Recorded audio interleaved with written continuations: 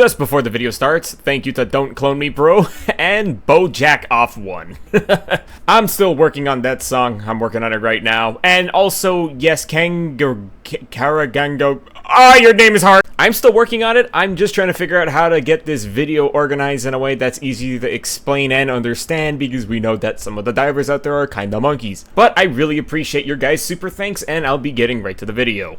Hey guys, it's the Gundam Boy, and today we're going to be looking at the most boring class of weapons, the SMG family. And I say boring because the variation between some of these guns are kinda Both the Pummeler and the Defender are basically the same gun, except the one's worse, and between the Knight and the STA-11, one shoots faster while the other's recoil is more manageable, but one costs actual money and the other costs super credits. But with that out of the way, let's jump right into the first group of guns, the Pummeler and Defender. And every SMG and their handling is pretty snappy and pretty quick. There's nothing I could really say about any of them that's noticeable. And I'm not joking when I say damn near identical. Other than their damages and their fire rate, these guns are practically the same. And the Pummeler has stagger if that matters, but they're both one-handed, which means you could be jaking it. On the bug front, these guns have no problem killing the lesser chaff, that being scavengers, hunters, warriors, but both of these guns struggle against armored enemies and chunkier health pools. Though the Pummeler's stagger effect makes it so that some of the enemies stand still,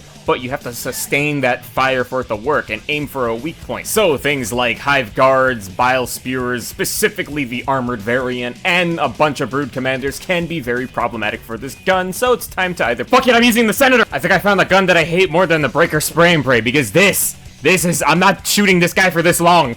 And don't even think that just because the Defender has 75 damage makes it any better. Its slow fire rate just also feels like a hassle to use. I'd say on the bot front, though, this gun performs a little bit better, as it can kill enemies like troopers with no problem. And, it's not your turn yet. And I think I hit him too hard. The main problem arises when it comes against any of the dev units. And I know I'm aiming this gun like a jackass, it's just been a while since I used it. But the gun's low recoil makes it perfect for sniping at heads at close range. And watch this automaton with no self-awareness like your teammates walk in front of me. But the main problem with this gun is when it comes to range, because dealing with it— and it's an SMG, it's not built for long range. So hold this gun at close quarters and you'll do just fine. Headshotting enemies at long ranges beyond like 100 is probably too much to ask for this gun. And if you enjoy crucifying yourself, then using the Pummeler against the bots is a good way to get that started. And I feel like the low fire rate has to do with the making this gun feel so caca to use. The only use I can find for this gun is to stop berserkers from swinging on me, and that's not even guaranteed because you have to sustain fire for the stun to work.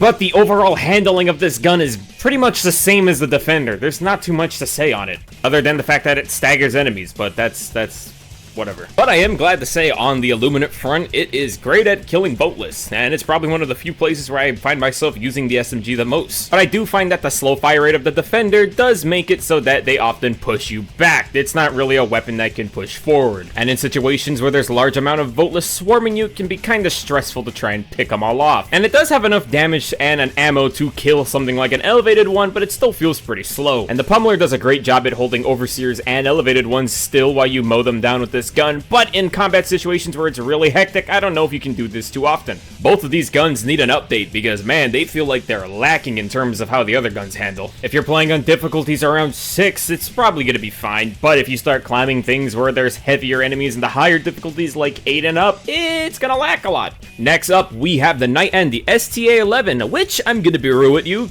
This gun is just a reskin of the Knight. They got similar damage, similar mag size, but someone was like, they're too similar, make that one 48 instead of 50. But the one thing that makes them stand out from each other is the fire rate on the Knight and the recoil control on the STA-11. I wish I had a better name. Even after extensive use of these two guns, I still feel that they're too similar to each other to be unique. And on the bot front, these guns have no problem killing troopers and shredding berserkers. I would say that the Knight has a harder time going for headshots just because it has a lot of kick when it fires, but the STA-11 has a more manageable control for its recoil, making it way easier to pick them off at close range. And these two guns shine in close quarters combat. When you can just rip those guys' heads off, oh man, it's nice.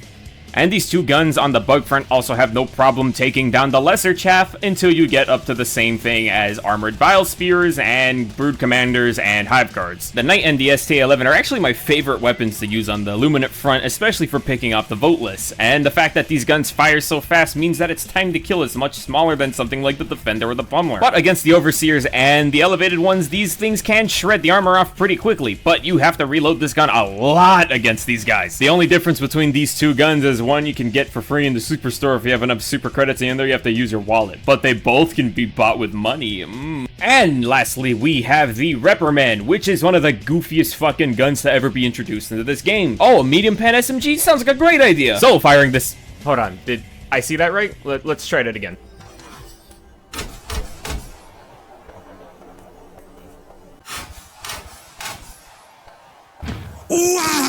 Yep, that's right, this is the only gun in the game where I would recommend crouching only when firing it. I don't know why they decided to do this to the Reprimand. I don't think the gun barrel looks like this, but the gun is pretty solid when you're crouching. On the bug front, I'd say that, unlike the other SMGs, this gun doesn't focus too much on being a crowd controller, but rather being something to pick off heavier units like the Bile Spears and the Brood Commanders. It has no problem taking down both greater and lesser chaff enemies. But with its low ammo amount in the gun, it does struggle to keep that fight up for too long, and its slow reload time can be abysmal in situations where you're constantly getting railroaded by bugs.